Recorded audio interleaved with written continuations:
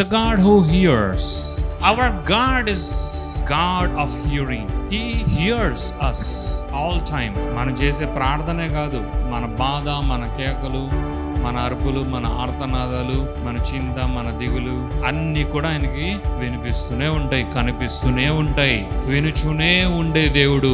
అలాంటి వాడు ఆయన్ను స్తుతిస్తే వినకుండా ఉండడా? హోసన్నా అంటే వినకుండా ఉండడా? నీకు జయము నాయనా అంటే వినకుండా ఉండడా? నిన్ను బట్టి మాకు జయము నాయనా అంటే వినకుండా ఉండడా? విని ఇప్పుడు ఆయన ఏమంటున్నాడు? బాలుర యొక్కయో, చంటి పిల్లల యొక్కయో నోట స్తోత్రము సిద్ధింప చేసితివి. యేసుక్రీస్తు ఇప్పుడు ఏమంటున్నాడు? బాలుర యొక్కయో, చంటి పిల్లల యొక్క నోట స్తోత్రమును, స్తుతిని, ఘనతను, మహిమను, మీరంటున్న హోసన్నాను, దావీదు కుమారునికే జయము అన్న దానిని చిన్న పిల్లల నోట ఆయన సిద్ధింపచేసెను అని మీరు ఎప్పుడు వినలేదా? అర్థమైందా? కాబట్టి యేసుక్రీస్తు ఏమంటున్నాడు? బాలుర యొక్క, చంటి పిల్లల యొక్క నోట స్తోత్రమును సిద్ధింప చేసే దేవుడువు, సిద్ధింప చేసితివి అని మీ పితరుడు దావీదు మహారాజు ఎప్పుడు చెప్పినట్లు మీరు వినలేదా? ఆయన పాడిన కీర్తన ఎప్పుడు మీరు వినలేదా? కనీసము కీర్తనల పుస్తకంలో ఈ కీర్తన రాసినట్లయినా ఎప్పుడు మీరు చూడలేదా? అను మాట మీరెన్నడను చదవలేదా అని వారితో చెప్పాడు. ద వండర్ఫుల్ థింగ్, యేసుక్రీస్తు ఎగ్జాక్ట్లీ సామ్స్ 8:2 ఇక్కడ కోట్ చేయడం జరిగింది.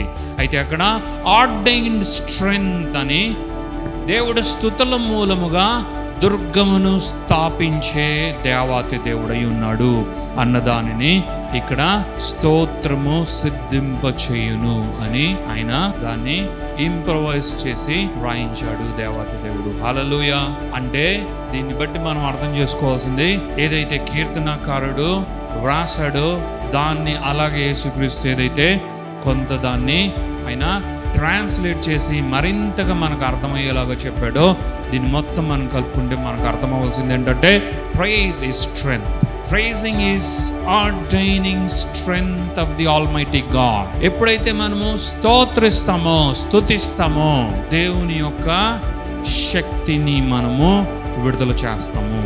మనము స్తుతిస్తే చాలు, స్తోత్రిస్తే చాలు, మనము స్తుతి అన్నది దేవునికి అర్పిస్తే చాలు, అదే బలముగా విడుదలవుతుంది. When we praise, there is strength. This will work against anything that come against us. ఏదైనా కావచ్చు దానికి వ్యతిరేకంగా ఈ స్తుతి ద్వారా స్థాపింపబడే దుర్గం నిలబడుతుంది. That's why we need to praise more. We need to praise more. Hallelujah.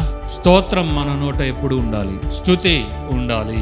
ప్రార్థన ఉన్నా లేకపోయినా స్తోత్రం అయితే ఖచ్చితంగా ఉండాలి, స్తుతి ఉండాలి.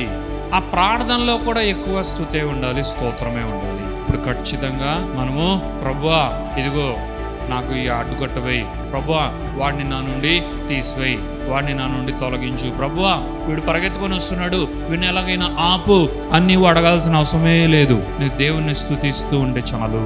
What God said to Joshua, Jericho ప్రజలందరూ, ఆ రాజులను, ఆ ప్రజలను, వారి దగ్గర ఉన్నవన్నీ కూడా నేను నీకు ఇస్తా అని చెప్పాడు దేవుడు. అంటే వారిని నీవు జయించదవు.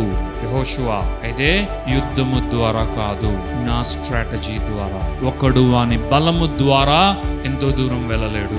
దేవుని ఎదుట ఒకని బలము, ఒకని శక్తి పనికి రాదు. దేవుని బిడ్డలను కూడా అన్నిసార్లు బలము, శక్తితోనే దేవుడు డైరెక్ట్గా ఎగ్జిబిట్ చేస్తూ పంపించడు. ఇక్కడ దేవుడు యెహోషువతో అంటున్నాడు, యెహోషువా ఈ యొక్క దుర్గము నీ ఎదుట నిలవకుండా కూలిపోతుంది. అయితే నీవు దీన్ని కూల్చకుండానే ఇది కూలిపోతుంది. అది ఎలా ప్రభువా అంటే, నీవు, నీ యాజకులు, నీ యొక్క ఎల్డర్సు, నీ ప్రజలు అందరూ కూడా ఈ యెరికో చుట్టూ, ఈ యెరికో కోట గోడల చుట్టూ నన్ను స్తుతిస్తూ మహిమపరుస్తూ హ్యావ్ అ వాక్. హల్లెలూయా. ఒక జాగింగ్ లాగా అనుకొని మీరు చుట్టూ తిరగండి.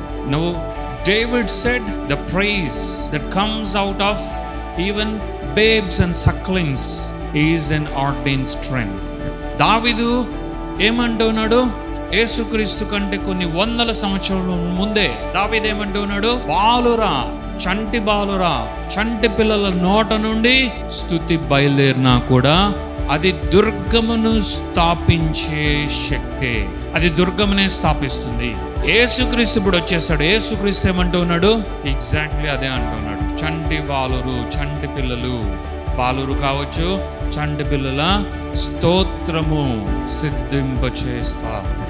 హల్లెలూయా. స్తోత్రము సిద్ధింప చేయడం అంటే అర్థం ఏంటి? The praise itself is a victory. Praise is a victory. Hallelujah. Praise is a victory. అందుకే వీరు ఏమంటూ ఉన్నారు ఇక్కడ? దావీదు కుమారునికి జయము. సిద్ధింప చేయడం అంటే దేవుడు కోరుకున్నది జరగడం.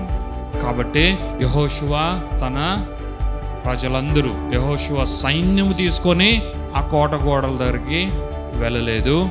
లేదు అంటే ఆ యొక్క కోటను కూల్చివేయడానికి ఏ ప్రయత్నం చేయలేదు. కానీ దేవుడు చెప్పినట్లుగా కేవలము యెహోషువ తన ప్రజలు స్తుతించారు దేవాతి దేవుణ్ణి. మోషే దేవుడైన, యెహోషువ దేవుడైన, జీవము కలిగిన తండ్రి పరలోకమందు ఉన్నాడు, ఆయన మాట చొప్పున మేము చేస్తామని కేవలము స్తుతించారు. హల్లెలూయా. వారి దగ్గరున్న బూరలన్నీ తీసుకొని జీవం కలిగిన దేవునికి మహిమ కలుగును గాక అని గట్టిగా కేకలు వేశారు.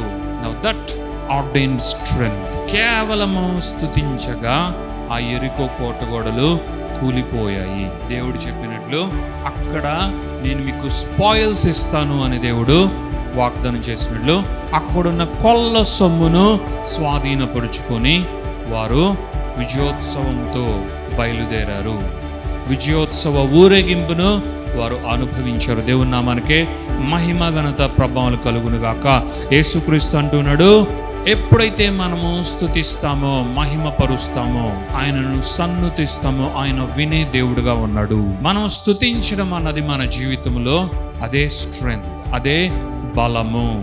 ఏ బలము? ఈ బలము సాక్షాత్తు ఎలాంటి వాటినైనా సరే కూల్చే బలమే మన స్తుతుల ద్వారా బయలుదేరే బలము. కాబట్టి స్తుతి స్తుతి స్తుతి. We need to praise more. We need to praise God.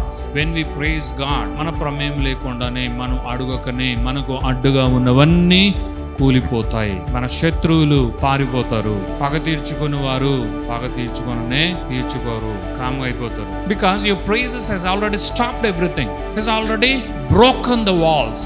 Destroyed all the strongholds. ఈ రోజు నుండి గుర్తుపెట్టుకోండి, మీ లైఫ్ లో ఏవైతే అన్వాంటెడ్ థింగ్స్ ఉన్నాయో, break them with your praises unto the Almighty God. Destroy every strongholds of Satan with the anointing, with the power and with the strength that would be released by praising the Almighty God.